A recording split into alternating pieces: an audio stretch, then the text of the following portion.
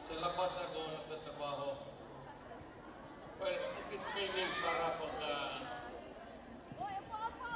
sa connection ko sa pagka-abogado. Kaya OFW kinabang ang mga pamilya ninyo at ang mga anak ninyo.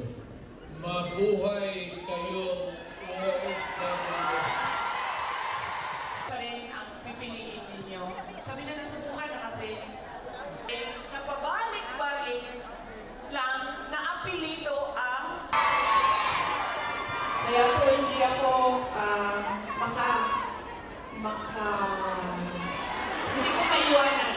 hindi ko maiwanan ang aking katayuan, ang makapwesto, posisyon dahil sa inyong lahat.